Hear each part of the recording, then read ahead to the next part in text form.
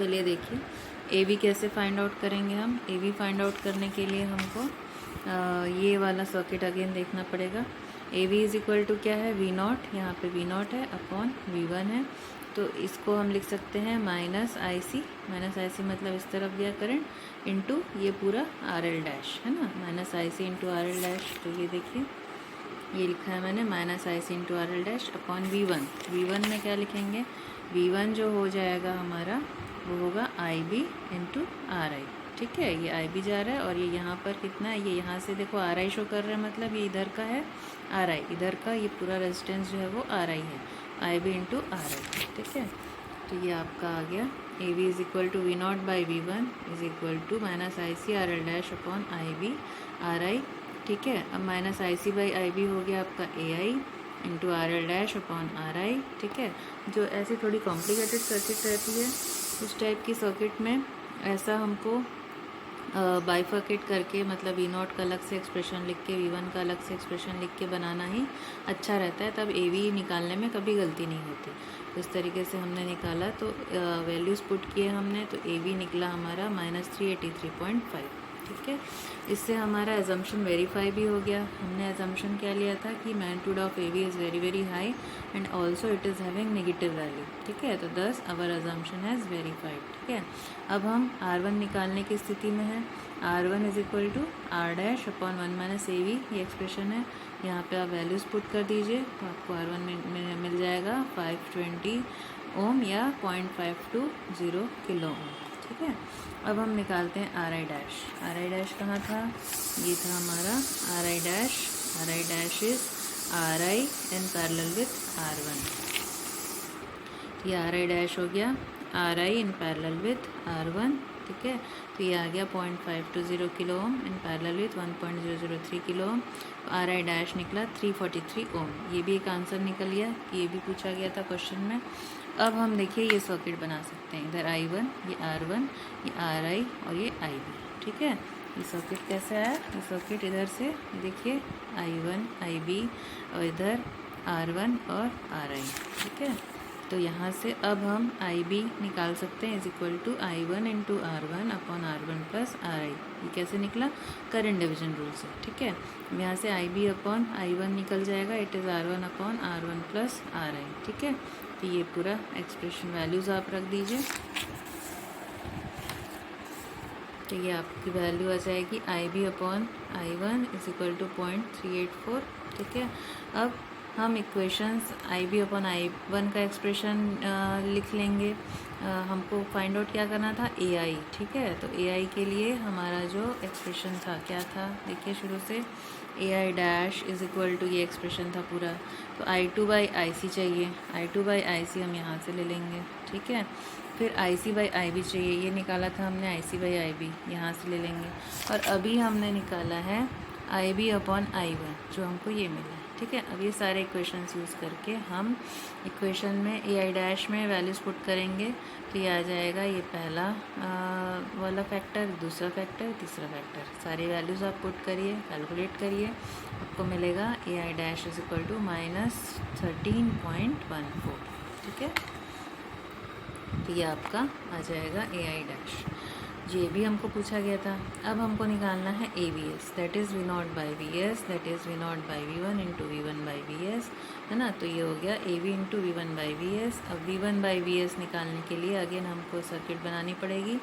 ये P S आ गया, ये आर एस आ गया और यहाँ पे वी वन है, ये आर आई डैश है, ये आपका वी वन हो गया, V S into R I dash, ये पोटेंशियल डिवीजन रूल से upon R S plus R I dash. तो V one by V S क्या हो जाएगा, it is equal to R I dash upon R S plus R I dash. तो ये values रख दो, sorry, V one by V S आपको 0.033 निकल जाएगा। तो ए वी एस जो है आपका ये इस तरीके से कैलकुलेट होगा, ये ए वी की वैल्यू और ये V one by V S की वैल्यू, ये आ जाएगा -12.71। कई लोग इसको ओवरऑल वोल्टेज गेन भी बोलते हैं। ठीक है, दो नाम है इसके, एक तो कौन सा नाम है ए वी एस का, voltage gain considering voltage source into account, और दूसरा नाम क्या है, ओवरऑल वोल्टेज गेन। ठीक है, तो ए वी एस निकल गया हमारा -12.71। ठीक,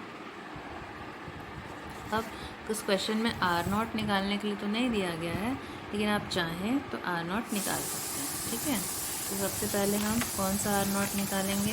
एक तो हम सबसे पहले ये वाला आर नॉट निकालेंगे जो हम जनरली, जिसका फॉर्मूला है हमारे पास, जो यहाँ पे इफेक्टिव रेजिस्टेंस है, लोड रेजिस्टेंस है, वो सर्किट में अंदर की तरफ देखता है तो उसको कितना रेजिस्टेंस दिखाई देता है, वो है हमारा effective value of R not. ठीक है, वो है हमारा आर नॉट, आउटपुट इम्पिडेंस। ठीक है, यदि ओवरऑल आर नॉट पूछता है, मतलब considering the output impedance considering load into account, तो वो होता है ये हमारा आर नॉट डैश। ठीक है, तो इस आर नॉट डैश और आर नॉट को भी यदि पूछा जाता है तो हम उसको निकाल सकते हैं। यह हमारा आर नॉट के लिए formula 1/HOE minus HFE HRE upon HIE plus RS dash. ठीक है, इस दैट इज़ VC/IC फॉर्मूला ये बनेगा VS keeping VS equal to 0। RS dash में क्या आएगा? RS डैश में RS in parallel with R1 आएगा। ये कैसे आएगा? ये इस तरीके से आएगा आपका, क्योंकि जो हमने फॉर्मूला बताया है उसमें हमने क्या बताया? फॉर्मूले में हमने फॉर्मूले में बोला है कीपिंग VS इक्वल टू 0, है ना। ये फॉर्मूले में रहता है आउटपुट इम्पिडेंस का, कीपिंग VS इक्वल टू 0। तो यहाँ पे सर्किट में जब आप VS इक्वल टू 0 करोगे तो देखिए इस साइड में R1 और RS पैरेलल में आ जाएंगे। R1 का एक टर्मिनल बेस और ग्राउंड से कनेक्टेड हो जाएगा, दूसरा टर्मिनल RS का एक टर्मिनल बेस और दूसरा टर्मिनल ग्राउंड से कनेक्ट हो जाएगा जब VS 0 हो जाएगा, है ना। तो ये कंडीशन है किसको फाइंड आउट करने के लिए? कंडीशन है R नॉट को फाइंड आउट करने के लिए। ठीक है, तो इस कंडीशन में RS और R1 जो है वो पैरेलल में आ जाएंगे, और ये जो फॉर्मूला हमने यूज़ किया है इस फॉर्मूले में RS डैश जो है इसके जगह पर RS in parallel with R1 आ जाएगा। तो ये RS है 10 के, R1 है 0.52 किलो ओम, ये हमने फाइंड आउट किया है। कहाँ पे फाइंड आउट किया है? R1 हमने ये यहाँ पर फाइंड आउट किया है ये। ठीक है, तो इसको यूज़ करेंगे तो यहाँ से हमको RS in parallel with R1 ये मिल जाएगा 0.494 किलो ओम। अब यहाँ पे आर नॉट निकालेंगे हम, ये वैल्यूज़ पुट करेंगे 1/, ये HOE की वैल्यू, HFE की वैल्यू, HRE की वैल्यू, HIE की वैल्यू एंड RS डैश की वैल्यू। तो यहाँ से हमको आर नॉट मिलेगा 58.3 किलो ओम। ठीक है, तो इससे हम आर नॉट निकाल लेंगे, that is R not in parallel with R2 यदि ये पूछा गया है तो। ठीक है, और हमको यदि आर नॉट डैश पूछा गया है, आर नॉट डैश को कैसे डिफाइन करते हैं? It is the value of output resistance considering load into account. यदि ये भी पूछा जाता है हमको तो हम निकाल सकते हैं R not dash is equal to R not in parallel with RL and R not dash is equal to calculate करेंगे तो ये आएगा 8.2 किलो ओम। तो ये इस तरीके से हमारा फाइंड आउट हो जाएगा। ठीक है, तो ये मिलर्स थ्योरम और ये उसका एग्जाम्पल था। इसको आप लोग अच्छे से बनाइए, अच्छे से प्रैक्टिस करिए। भले वीडियो आज का आपका कम टाइम का है, लेकिन जब आप ये न्यूमेरिकल को प्रैक्टिस करेंगे तो आपको टाइम काफ़ी चाहिए होगा। तो आज की क्लास हम इतने में ही समेटते हैं। ठीक है, तो आप लोग इसको मिलर्स थ्योरम की अच्छे से प्रैक्टिस करिए और बुक से पढ़िए इसको, और कुछ भी डाउट हो तो पूछिए। ठीक है, नेक्स्ट क्लास में हम लोग सिंप्लीफाइड हाइब्रिड मॉडल स्टार्ट करेंगे। अभी तक मैंने जितना बताया है आप लोग को उससे रिलेटेड छोटे छोटे न्यूमेरिकल्स आप लोग ट्राई करिए, उसको अच्छे से पढ़िए, कुछ डाउट है तो पूछिए। Okay, thank you.